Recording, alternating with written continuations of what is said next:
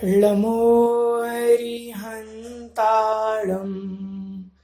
ळमो सिद्धाळं ळमो आयरियाळं ळमो वज्रायाळं ळमो लोयेशौवसाहोळम्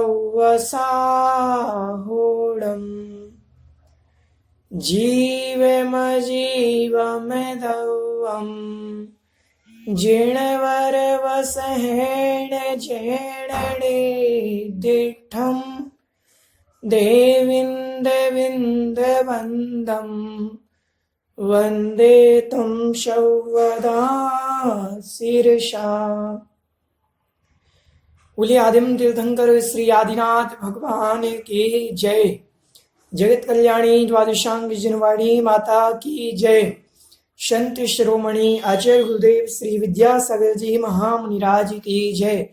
परम पूज्य निर्यापक श्रमण पूज्य मुनिपुंगव श्री सुधा सागर जी महाराज की जय। अढ़ाई दिवस समस्त महामुनिराजों की जय। सभी को जय जिनेन्द्र। क्षमा चाहूंगा, मैं थोड़ा सा लेट हो गया आज।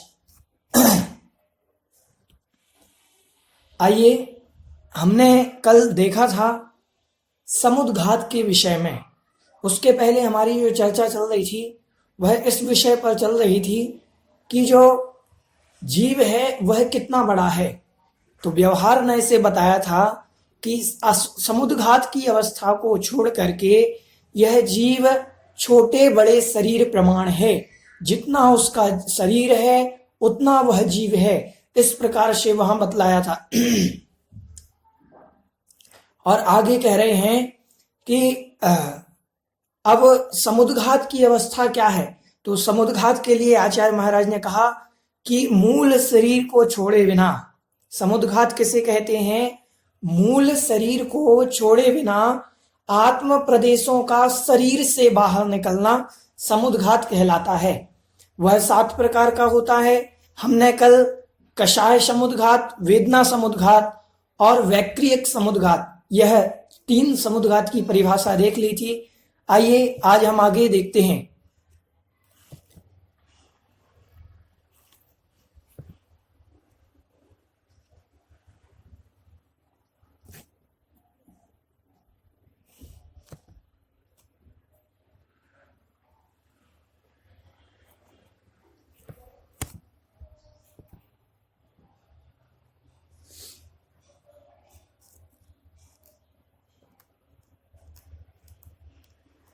यहाँ अपनी समुद्घात की बात चल रही थी, जिसमें हमने वेदना, कषाय और विक्रिया, ये 3 समुद्घात पढ़ लिए थे।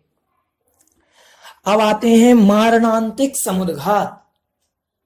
कह रहे हैं मरण से पूर्व जहां जन्म लेना है उस स्थान को स्पर्श करने के लिए आत्म प्रदेशों का शरीर से बाहर निकलना। देखो, ये मारणांतिक समुद्घात थोड़ा सा समझे। मरण से पूर्व जहां जन्म लेना है उस स्थान को स्पर्श करने के लिए आत्म प्रदेशों का शरीर से बाहर निकलना। यहां कह रहे हैं जब मरण आदि होता है और तीव्र इच्छा होती है, मरण के पूर्व जब तीव्र इच्छा होती है कि मैं कहां जाऊंगा। ये मैंने पूज्य सुधा सागर जी महाराज से ये प्रश्न भी पूछा था कि महाराज जी ये कैसे होता है, मारणांतिक समुद्घात में क्या होता है। तो बोले जब किसी जीव की बहुत तीव्र इच्छा होती है अंतिम समय कि मैं क्या होगा, मैं कौन बनूंगा, मैं देव बनूंगा कि नरक जाऊंगा कि त्रियंच बनूंगा। इस प्रकार से जब तीव्र इच्छा होती है कि अब मेरा क्या होगा, मैं कहाँ जाऊंगा, इस प्रकार की जब तीव्र इच्छा होती है तो वह जीव उस स्थान को स्पर्श करके आ जाता है मरण के पहले ही। अभी मरण नहीं हुआ, अभी जीव मरा नहीं है, लेकिन उस मरण के कुछ समय पहले यह जीव उस स्थान को छू करके आ जाता है जहां की हमने आयु बांध ली है, जहां हमें जन्म लेना है। और उस स्थान को वो अंतर्मुहूर्त के अंदर स्पर्श करके आ जाता है। और वहां से वापस आने के बाद कभी कभी तो कोई जीव, पूज्य श्री कहते हैं कि कभी कभी तो कोई जीव अपनी दशा बतला देते हैं कि मैं नरक जाऊंगा, मैं देव बनूंगा, मैं त्रियंच में जाऊंगा। इस प्रकार से भी जो अंतिम समय में जो बुजुर्ग आदि होते हैं वो बतला देते हैं। तो महाराज श्री कहते हैं कि ये क्यों बतला देते हैं, इसका कारण क्या है?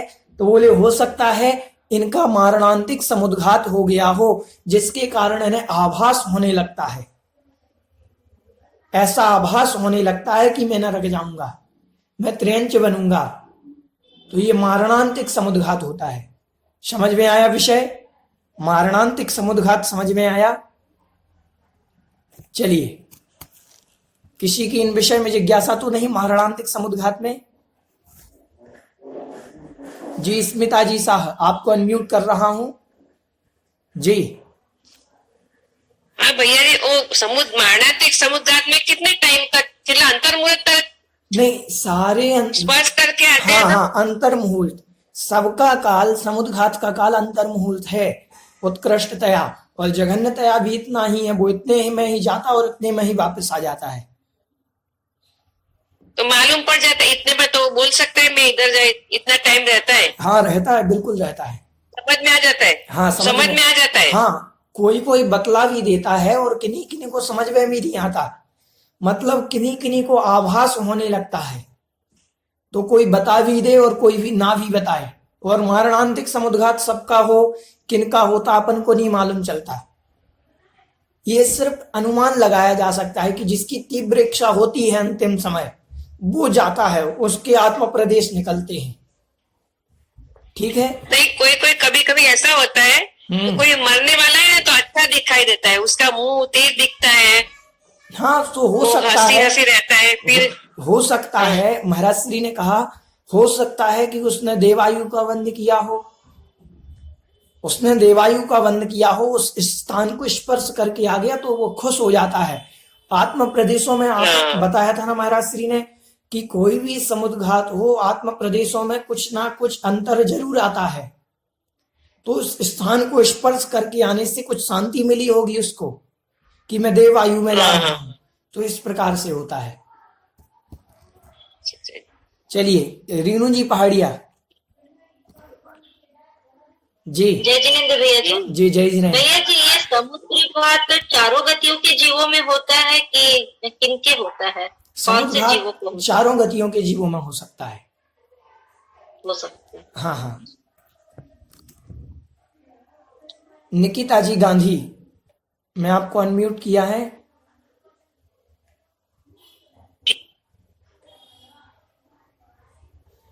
जी निकिता जी गांधी। जय जिनेन्द्र। जय जिनेन्द्र। किसी का मरण, समाधि मरण, जिनवाणी सब सुनते सुनते होता है आराम से, तो इसकी तो सदगति होनी चाहिए ना? बिल्कुल बिल्कुल। हाँ, तो फिर सब लोग बोलते हैं ये तो व्यंतर दे बना, व्यंतर बनाए, घर में वो पहले रहते हैं ना व्यंतर, कैसे बनाए, तो वो कैसे होता है फिर? देखो, व्यंतर आदि का जो सिस्टम है और ये अनुमान लगाया जाता है किन्हीं का, हम नहीं जान सकते कि ये जो जीव है ये कौन सी पर्याय में गया। और जो समाधि मरण पूर्वक जिनका मरण हो रहा है, जो ये, तो निश्चित रूप से वो वैमानिक आदि देव बनते हैं, वो व्यंतर नहीं बनते। ये अनुमान कोई भी कुछ भी कह देता है, जैसे कोई सामान्यतया जो आयु पूर्ण करके मरण को प्राप्त नहीं होता है, जो आयु पूर्ण करके अकाल मरण आदि करता है, तो लोग कह देते हैं कि व्यंतर बना होगा, तो अनुमान लगा देते हैं कि व्यंतर। हमारा विषय नहीं है कि कौन जीव क्या बना, ये हमारा विषय नहीं है, ये केवल ज्ञानी का विषय है। हम अनुमान भी नहीं ला सकते कि ये गया कहाँ है, क्योंकि आयु का बंध, पूज्य आचार्य श्री कहते हैं कि आयु का बंध 50 वर्ष के बाद हो जाता है, कभी भी हो सकता है। 8 अपकर्ष काल आते हैं, तो 50 वर्ष की आयु के बाद कभी भी, अपना 1/3 भाग बीतने के बाद, मान लीजिए कोई 80 वर्ष की आयु लेकर के आया, 80 वर्ष के हमने 4 भाग किए, तो 4 भाग में हमने 3 भाग निकाल दिए, तो 60 वर्ष के बाद कभी भी आयु का बंध हो सकता है, कभी भी किसी भी आयु का बंध हो सकता है। तो इसीलिए पूज्य श्री कहते हैं, आचार्य श्री विद्यासागर जी, पूज्य गुरुदेव कहते हैं कि हमेशा हमारे लिए सतर्क और चौकन्ना रहना चाहिए। आयु का बंध ना जाने कब कौन सी अवस्था में हो जाए। अब हो जाए। ठीक है, चलिए, तो ये अनुमान लगाया जा सकता है कि आयु बंध कब हो रहा है, किसको हो रहा है, ये सिर्फ अनुमान है। चलिए आगे कह रहे हैं तेजस समुद्घात, जीवों के उपकार और अपकार करने में समर्थ ऐसे तेजस रूप आत्म प्रदेशों का बाहर निकलना। जीवों के उपकार एवं अपकार करने में जो समर्थ है, ऐसे तेजस पुतले का बाहर निकलना, उसे कहते हैं तेजस समुद्घात। देखो यहां पर अपकार और उपकार दो शब्द आए।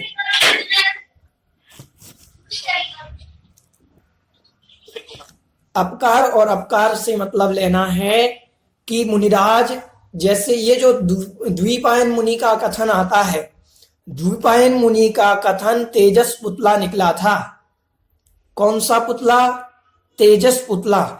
जो तेजस पुतला होता है वो दो काम करता है, या तो उपकार करता है या अपकार करता है। अत्यंत दया के वशीभूत होकर के उपकार करता है और अत्यंत क्रोध आदि के वशीभूत होकर के अपकार करता है।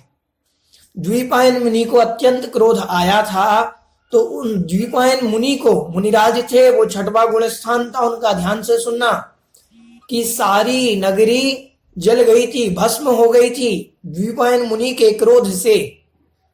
और उपकार के लिए, जैसे मान लीजिए कभी कोई महामारी फैली हुई है, बहुत भयंकर महामारी, और मुनिराज बहुत तपस्वी हैं, तो उनको बहुत करुणा आई, और इतनी करुण वेदना आई, इतनी करुण वेदना आई कि उस करुण वेदना के कारण उनके दाएं कंधे से एक पुतला निकला और सारे नगर में, सारी नगरी में घूम करके अंतर मुहूर्त में आ गया और सारी बीमारी को ठीक करके वापस शरीर में समा जाता है। ये तो हुआ उपकार करने के लिए।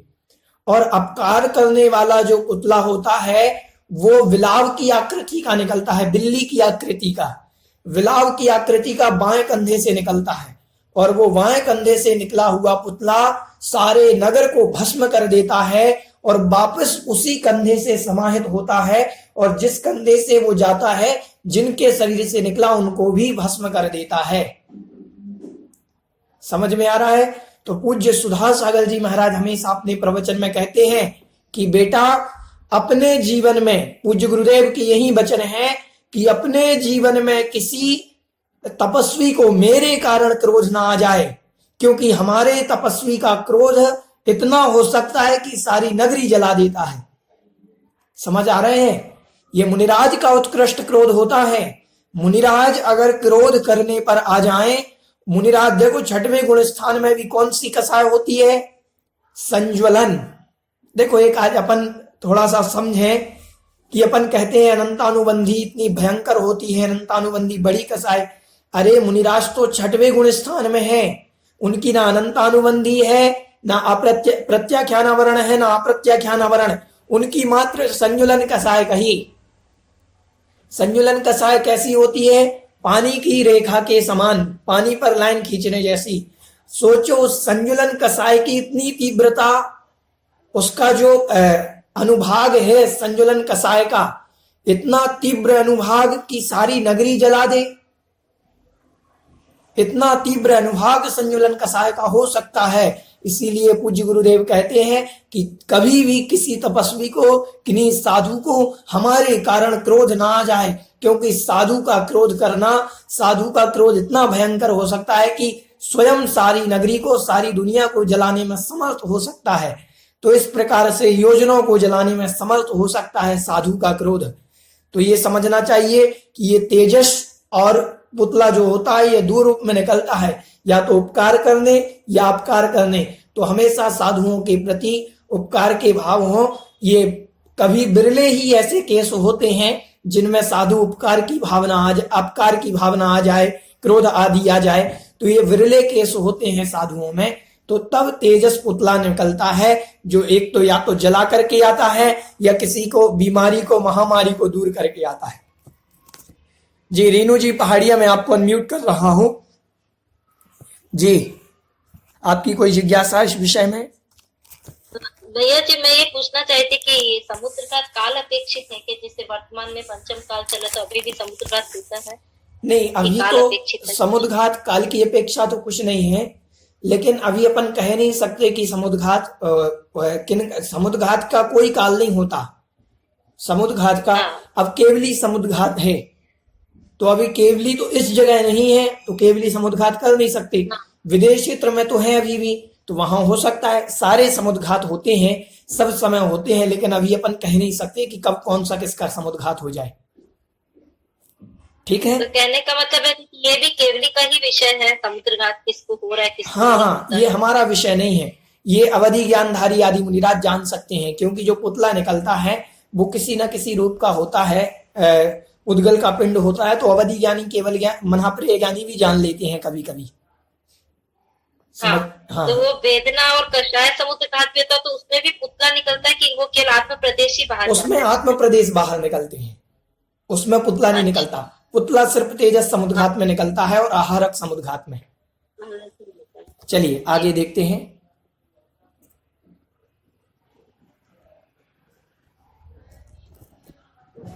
अब कह रहे हैं आहारक समुद्रघात सूक्ष्म पदार्थ का निर्णय करने, रिद्धि विशेष का सद्भाव जानने, रिद्धि विशेष का सद्भाव जानने व संयम के परिपालन के लिए प्रमत्त संयत गुण स्थानवर्ती आहारक रिद्धिधारी मुनि के आहारक शरीर रूप से आत्म प्रदेशों का बाहर निकलना। देखो, आहारक जो छठे गुण स्थान बलती मुनिराज हैं, आहारक शरीरधारी होते हैं। जो उन आहारक शरीरधारी, मात्र आहारक शरीर छठवें गुण स्थान में ही होता है, बीच अवस्था में। समझना, उस अवस्था होती है एक ऐसी जहां पर पुतला निकलता है।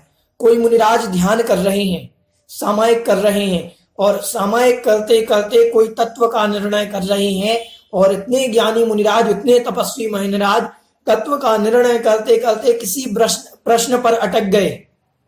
अब उसका समाधान ही नहीं मिल रहा। अब इतने ज्ञानी हैं और इतने तपस्वी हैं, तो तुरंत उनके उस समय पुतला निकलता है शरीर से, शुभाकार श्वेत वर्ण वाला वो पुतला निकलता है, और अंतर मुहूर्त में किसी केवली के पास चला जाता है। यहां से विदेह क्षेत्र भी जा सकता है, तो अंतर मुहूर्त के अंदर विदेह क्षेत्र आदि जा सकता है, और वहां से समाधान लेकर के समव शरण में जाकर के वो पुतला वहां से समाधान लेकर के वापस शरीर में प्रविष्ट हो जाता है अंतर मुहूर्त के अंदर। समझ में आ रहा है? अंतर मुहूर्त के अंदर कई योजनों चला जाता है, और कई योजनों वहां जाकर के समाधान प्रश्न का लेकर के अंतर मुहूर्त में आ जाता है। तो ये आहारक रिद्धिधारी मुनिराज करते हैं। इन मुनिराजों में जैसे इन्होंने बतलाया कि रिद्धि का सद्भाव जानने के लिए, जैसे किन्हीं मुनिराज को रिद्धि हो गई कोई, अब कोई रिद्धि हुई तो उस रिद्धि का सद्भाव जानने के लिए वो उसका प्रयोग करते हैं, देखते हैं। जैसे कहते हैं विष्णु कुमार मुनि को जो विक्रिया रिद्धि हुई थी, तो उनसे कहा गया था कि मुनिराज आपको कोई रिद्धि हो गई, तो वो रिद्धि का सद्भाव जानने के लिए उन्होंने हाथ को आगे बढ़ाया था। तो रिद्धि का सद्भाव जानने के लिए वो इसका प्रयोग कर लेते हैं। तो इस प्रकार से आहारक पुतला जो होता है ये मुनिराजों के ही निकलता है। आहारक पुतला और तेजस पुतला मुनिराजों के ही निकलता है, ध्यान रखना। समझ में आ रहा है? चलिए आगे कह रहे हैं,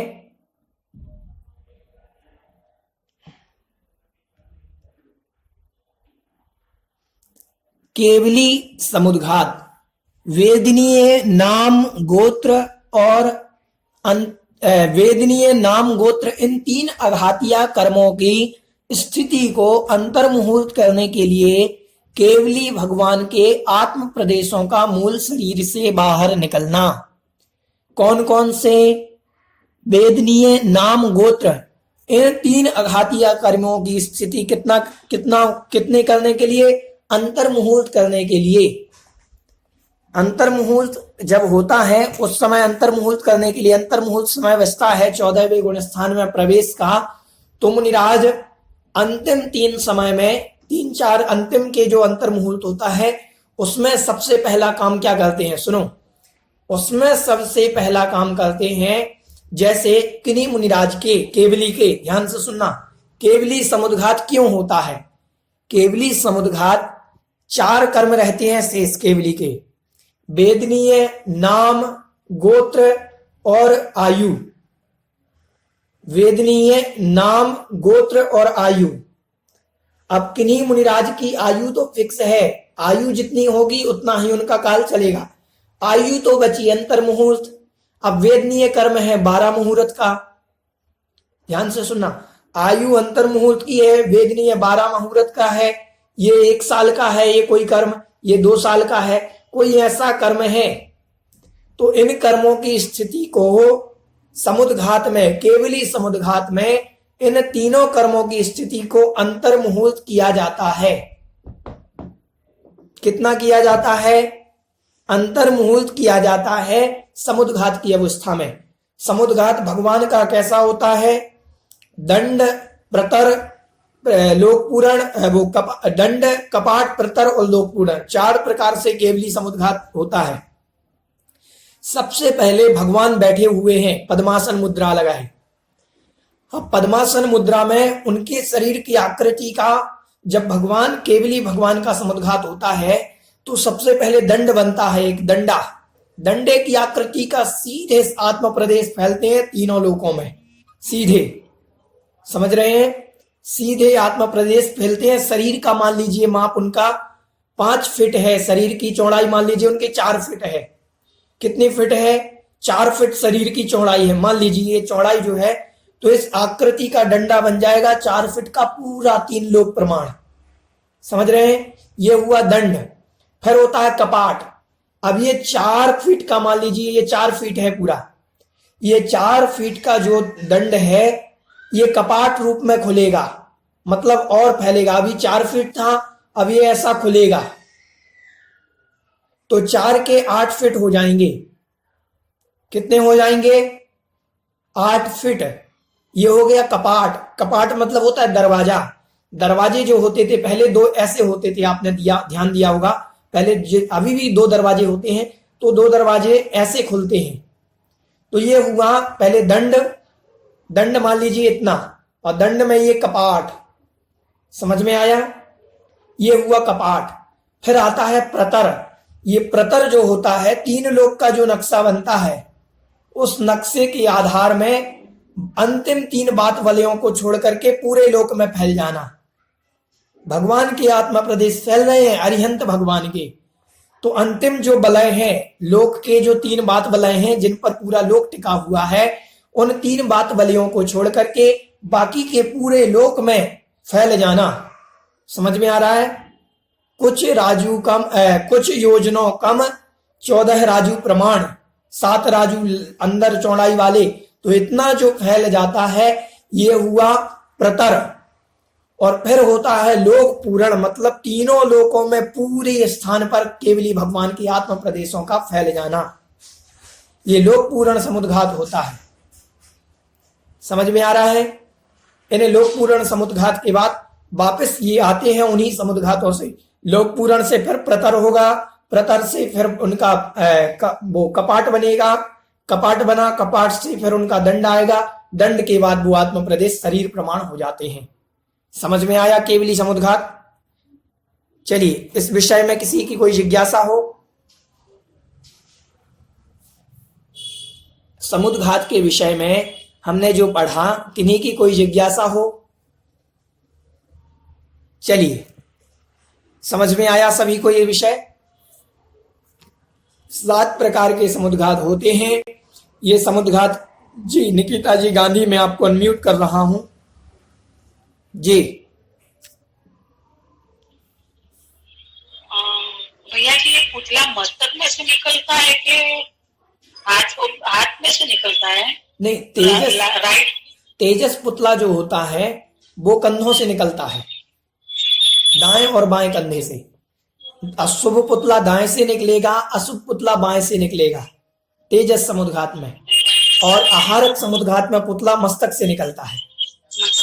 हाँ, आत्मा प्रदेश पूरे शरीर से। हाँ, तो पुतला भी तो आत्मा प्रदेश ही तो है, ध्यान से सुनना।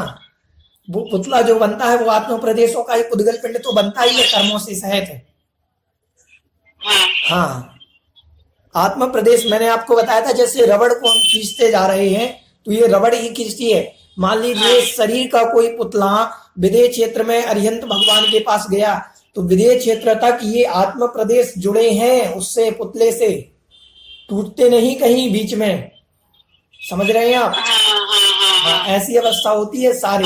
हाँ, मैंने कल आपको बताया था जैसे चक्रवर्ती आदि शरीर बना लिए, शरीर तो हमें अलग अलग दिख रहे हैं लेकिन आत्म प्रदेश एक दूसरे से मूल शरीर को छोड़ते नहीं, सबसे जुड़े रहते हैं। ठीक है, चलिए, किसी की और जिज्ञासा इस विषय में? जी, अलका जी आपको अनम्यूट कर रहे हैं। जी, शीघ्रता करें, जिनकी जिज्ञासा हो हैंड रेज पहले से करें। जी, जय जिनेंद्र भैया जी। जय जिनेंद्र भैया जी, ये समुद्र घाट के समय मतलब सभी जीव समुद्र घाट कर सकते हैं? कर सकते हैं। अब सबका होता हो ये कह नहीं सकते, और समुद्र घाट नहीं, समुद्र घाट शब्द होता है, समुद्र घाट।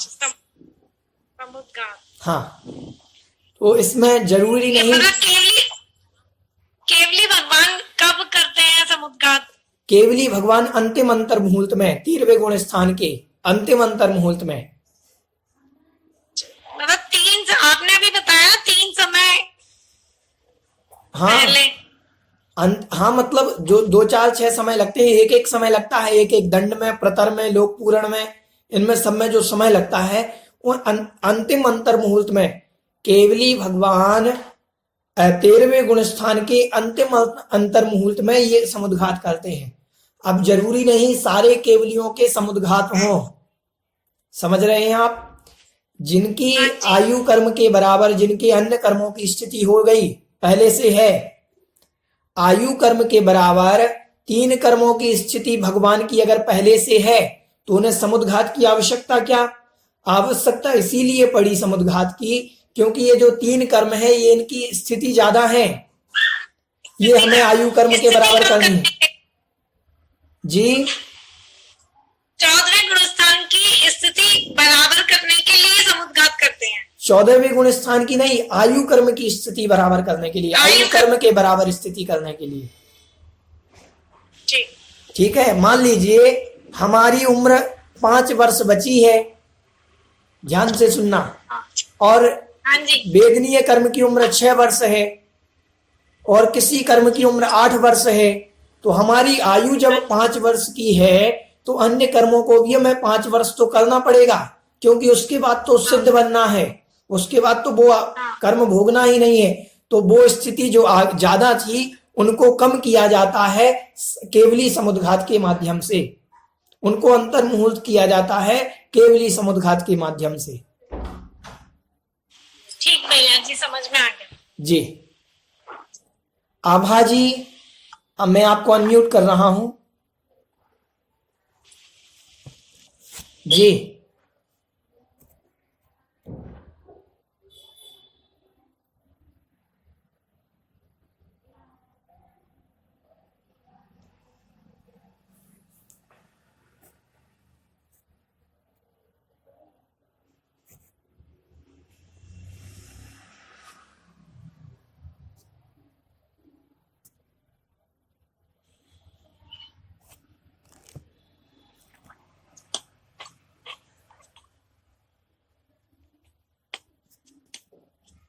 भैया जी जय जिनेंद्र। जय जिनेंद्र जी। भैया जी, ये समुद्र घाट होने का कारण क्या है? समुद्घात होने का कोई कारण नहीं। देखो, मैंने आपको बताया था कारण हम प्रत्येक समुद्घात के बतलाते जा रहे हैं। अगर वेदनीय समुद्घात हो रहा है तो अत्यंत वेदना उसमें कारण हुई, कसाय समुद्घात हो रहा है तो अत्यंत कसाय कारण हुई, विक्रिया कोई कर रहा है तो विक्रिया करना उनका कारण हुआ। समझ में आ रहा है? वैक्रियक समुद्घात में विक्रिया उनका कारण बन रहा है, आहारक समुद्घात में जो किसी जिज्ञासा विशेष या ये सब कारण बनते हैं। तो जैसे केवली समुद्घात में बताया कि भगवान को अन्य कर्मों की स्थिति आयु कर्म के बराबर करनी है, तो उसके पहले इनको अंतर्मुहूर्त किया जाता है, फिर आयु कर्म के बराबर होती है। तो ये सब तरीके हैं। तो इन्हीं कारण से स्वतः ही समुद्घात होता है, इसको किया नहीं जाता। समझ आ रहा है? विषय समझ आ रहा है? चलिए,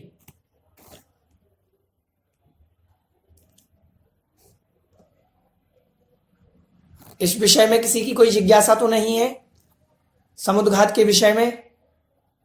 जी स्मिता जी साहब, मैं आपको अनम्यूट कर रहा हूं।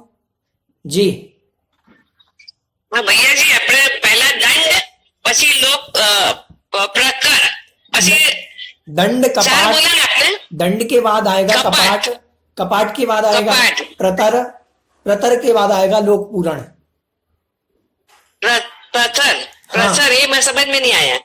दंड, दंड बनेगा, कपाट बनेगा, हाँ और प्रतर मैंने हाँ। आपको बताया था, लोक के 3 बात बलयों को छोड़ करके पूरे लोक में आत्म प्रदेशों का फैल जाना प्रतर है। और लोक हाँ, पूरण हाँ। मतलब पूरे लोकों में 3 बात बलय जो रह गए थे उनमें भी आत्म प्रदेशों का चला जाना लोक पूरण है। थोड़ा नहीं। हाँ, एक बहुत अच्छा विषय याद आ गया, आपने लोक पूरण फिर से पूछ लिया। मैं आपको बता देता हूं कि एक बार पूज्य आचार्य श्री बेनाड़ा जी ने बतलाया था हम लोगों को कि निगोदिया जीव है, नित्य निगोदिया जीव, कभी कभी वो निकलते कैसे हैं।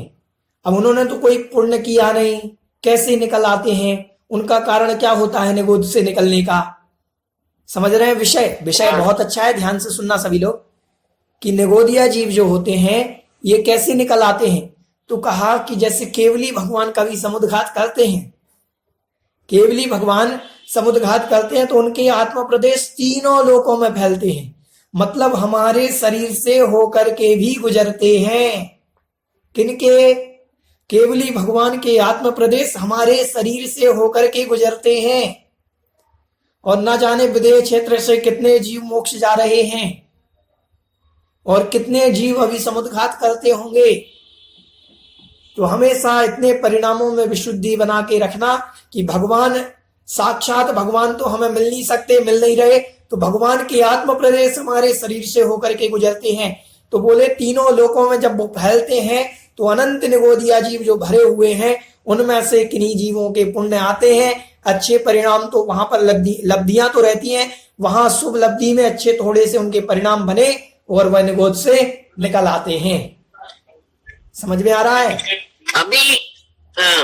अभी इस काल में तो कोई होता है नहीं, केवली भगवान का समुद्घात, केवली समुद्घात तो होता नहीं। बिल्कुल अभी तो होता है, बिल्कुल होता है। यहाँ नहीं होता, विदेश क्षेत्र में तो होता है।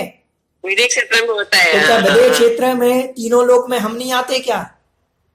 अगर विदेश क्षेत्र में लोक पूरण होगा विदेश क्षेत्र के किन्हीं जीव का, तो लोक पूरण में हम नहीं आएंगे क्या? आएंगे। तो अपनी तैयारी ऐसी रखो कि भगवान के आत्म प्रदेश न जाने कब हमें छू जाएं। तो ये बहुत अच्छा विषय है कि भगवान के आत्म प्रदेश हमें भी स्पर्श करते हैं और कितने बार कर चुके। हाँ, हमारा भी कल्याण हो जाए। हमारा भी कल्याण हो जाए। जी निशा जी, मैं आपको अनम्यूट कर रहा हूं।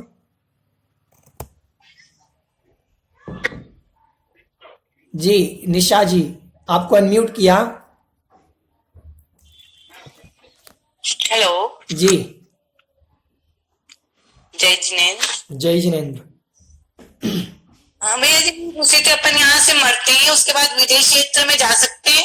बिल्कुल जा सकते हैं, जाने में क्या है। यहाँ से मरने के बाद? हाँ बिल्कुल जा सकते हैं हम तो। विदेश क्षेत्र भी जा सकते हैं, स्वर्ग भी जा सकते हैं, नरक भी जा सकते हैं, कहीं भी जा सकते हैं।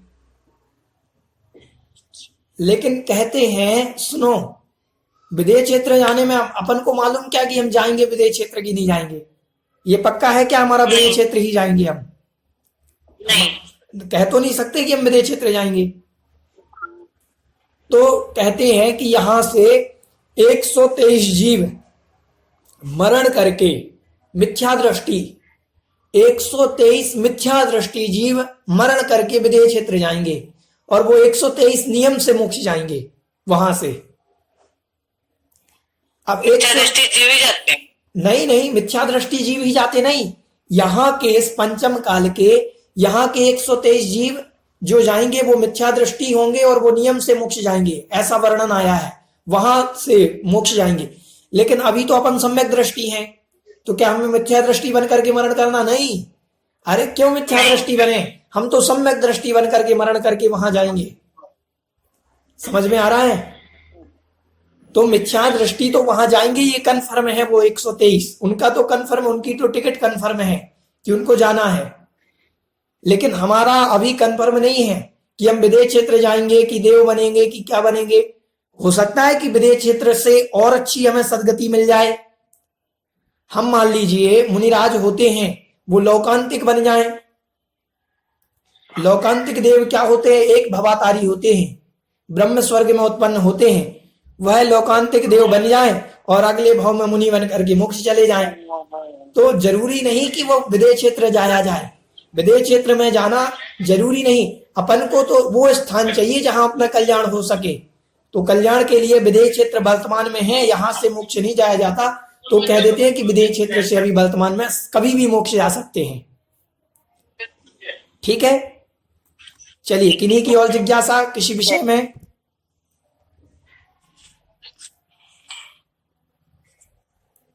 किसी की और जिज्ञासा तो नहीं जी? प्रखर जी पहाड़िया, मैं आपको अनम्यूट कर रहा हूं जी। भैया जी, विदेह क्षेत्र जाने वाला हर जीव मोक्ष को प्राप्त होता है? नहीं नहीं नहीं, बिल्कुल नहीं होता। किसने कहा? विदेह क्षेत्र में भी तो देखो, विदेह क्षेत्र मात्र वहां चौथा काल हमेशा रहता है। ध्यान से सुनना, विदेह क्षेत्र में हमेशा चौथा काल रहता है। काल की अपेक्षा विदेह क्षेत्र में हमेशा तीर्थंकर होते हैं। तीर्थंकरों का अभाव नहीं होता उस वहां पर। इसीलिए लोग कहते हैं कि विदेह क्षेत्र चले जाए, वहां तो हमेशा कोई ना कोई तीर्थंकर होंगे और काल ऐसा रहता है कि उस काल में मोक्ष जाया जा सकता है। अब विदेह क्षेत्र में क्या मिथ्या दृष्टि नहीं होते? सब होते हैं, और ऐसे अभव्य जीव भी होते हैं विदेह क्षेत्र में। तो विदेह क्षेत्र का मतलब ये नहीं कि विदेह क्षेत्र से ही मोक्ष है। अरे इस भरत और ऐरावत क्षेत्रों में अभी हुंडास अभी पंचम काल चल रहा है, चौथा काल यहाँ पर काल चक्र चलता है। वहां काल चक्र की व्यवस्था नहीं विदेह क्षेत्र में, वहां हमेशा चौथे काल की समय प्रवर्तमान रहता है। मान लीजिए हम मनुष्य होते और विद्याधर होते, मनुष्य होते और विद्याधर होते अगर, तो इस भरत क्षेत्र से भी मोक्ष जाया जाता है। विद्याधर के जो भरत और ऐरावत क्षेत्र के बीच में जो विजयाल्द पर्वत है, उस विजयाल्द पर्वत पर भी, इस भरत क्षेत्र की बात कर रहा हूं मैं, विदेह क्षेत्र की नहीं कर रहा। जिस भरत क्षेत्र में हम रहते हैं उसमें एक विजयाल्द पर्वत है। उस विजयाल्द पर्वत पर भी हमेशा चौथा काल प्रवर्तता है।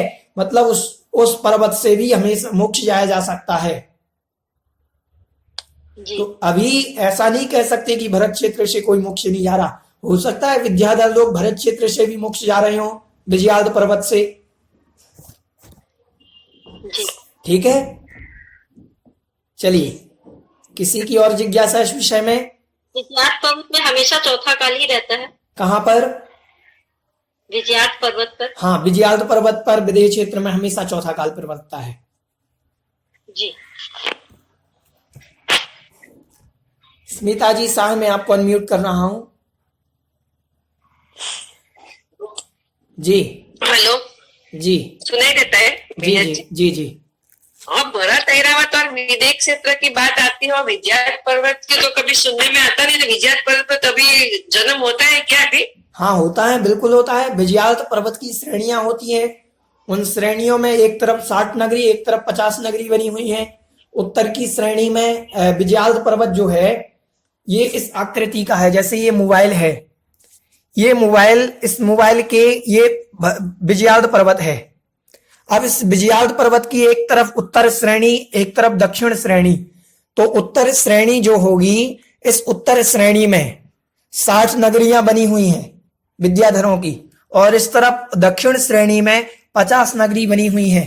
तो यहाँ पर विद्याधरों का जन्म होता है, जीवों का जन्म होता है। विद्याधर मनुष्य पर्याय में होते हैं। विद्याधर कौन सी पर्याय वाले होते हैं? मनुष्य पर्याय वाले होते हैं। हाँ, ये मनुष्य होते हैं, इनको ये सम्यक मिथ्या सम्यक दृष्टि दृष्टि, दोनों हो सकते हैं। सम्यक दृष्टि, सम्यक दोनों। दृष्टि और मिथ्या दृष्टि दोनों हो सकते हैं।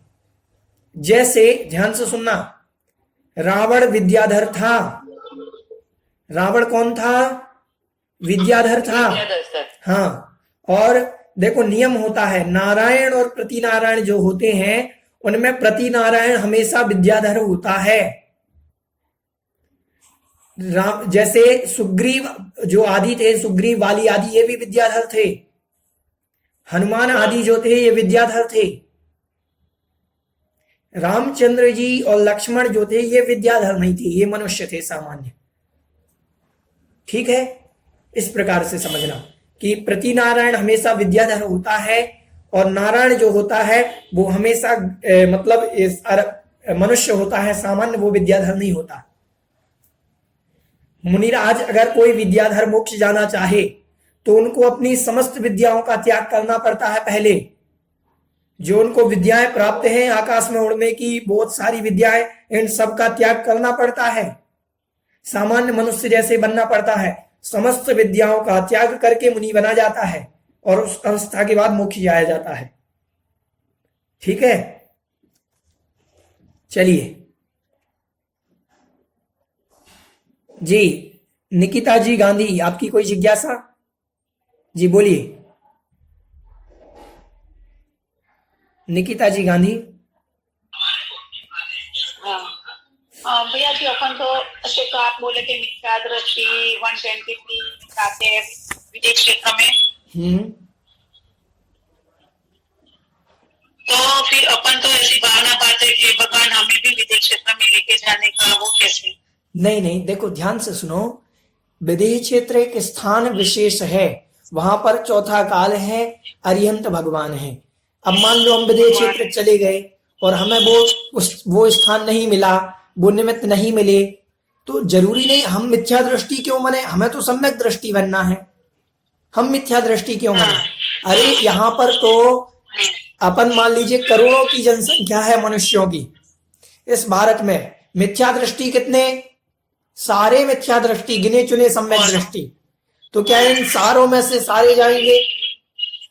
अरे ये नहीं। मिथ्या दृष्टि तो कोई आत्म कल्याण भव्य होगा जिन्होंने बहुत पहले तो तपस्चरण किया, अंतिम समय उसका काल बिगड़ गया तो वो मिथ्या दृष्टि बन गया, तो वो ऐसे मोक्ष जाएंगे अगले भाव से। ऐसा मत समझना कि मिथ्या दृष्टि बनना जरूरी। अरे ये तो वो वहां फिक्स है 123। हाँ, ये बहुत अच्छी की बात है।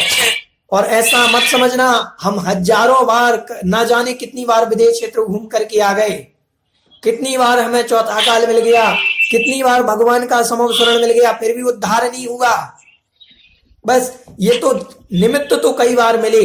आप लोग इष्टोपदेश जी में पढ़ रहे होंगे कि योग्योपादान योगेने दृष्टः स्वर्ण कामता द्रव्यादि स्वादि संपत्ता वात्मनोप्यात्मता मता। तो आप तो सुनो,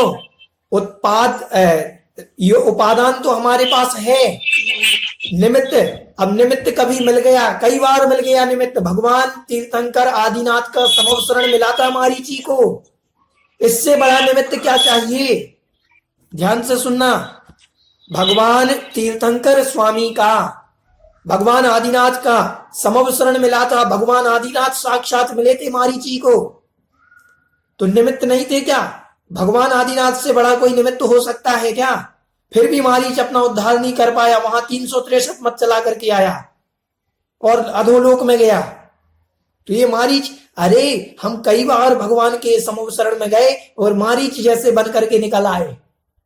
समझना, भगवान इतना उत्कृष्ट, भगवान आदिनाथ जैसा किसी को निमित्त मिल जाए और उस निमित्त को पाकर के भी कोई पाप करके आ जाए, तो हमें देखो निमित्त तो सब कुछ करा सकते हैं। बहुत अच्छी बात, निमित्त और उपादान। विदेह क्षेत्र निमित्त है। आचार्य गुरुदेव विद्यासागर जी, इतने बड़े निमित्त हमें पंचम काल में मिले, फिर भी हम मुनि नहीं बन पा रहे, हमारी का नहीं बन पा रहे, हम दीक्षा नहीं ले पा रहे। इससे बड़ा कोई निमित्त हो सकता है? आचार्य श्री विद्यासागर जी के काल में हम उत्पन्न हुए, ये हमारा सौभाग्य, और फिर भी हम अपना कल्याण नहीं कर पा रहे। इससे बड़ा कर्म हमसे कहेगा कि देख, तुझे मैंने विद्यासागर जी जैसे गुरु दिए थे तो भी तू कल्याण नहीं कर पाया। तो कर्म की देखो निमित्त मिलना, विदेह क्षेत्र निमित्त है, उपादान तो स्वयं का जागृत करना पड़ेगा ना।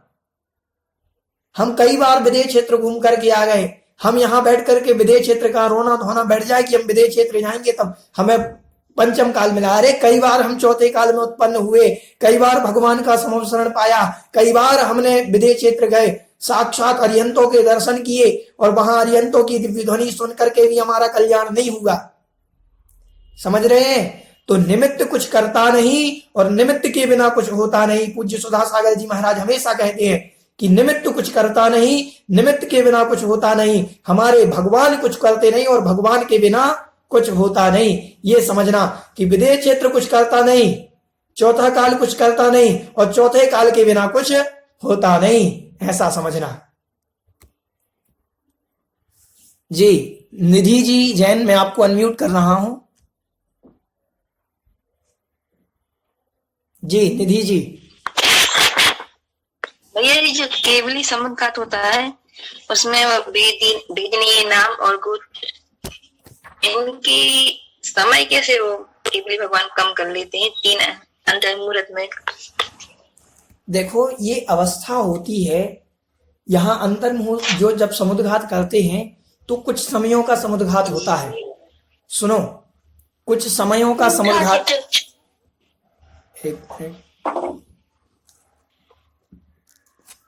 समुद्घात कुछ समय का होता है और कुछ समय के अंदर भगवान की अपने आप ये स्वतः ही प्रक्रिया होती, भगवान कुछ नहीं करते, अपने आप ये प्रक्रिया होती है। समुद्घात प्रक्रिया एक स्वतः प्रक्रिया है जिसमें हम कुछ नहीं करते, ये हमारे बस का काम नहीं, ये अपने आप होता है, ये समझना चाहिए। ठीक है, चलिए किसी की और जिज्ञासा हो कोई? चलिए आज समय हुआ, किन्हीं की जिज्ञासा तो नहीं और? चलिए जिनवाणी स्तुति करेंगे। बोधि समाधि परिणाम शुद्धि स्वात्मोपलब्धि शिव सौख्य सिद्धि चिंतामणिं चिंतित वस्तुदानि त्वां वन्द्यमानस्य ममस्तु देवी। 9 बार नमोकार।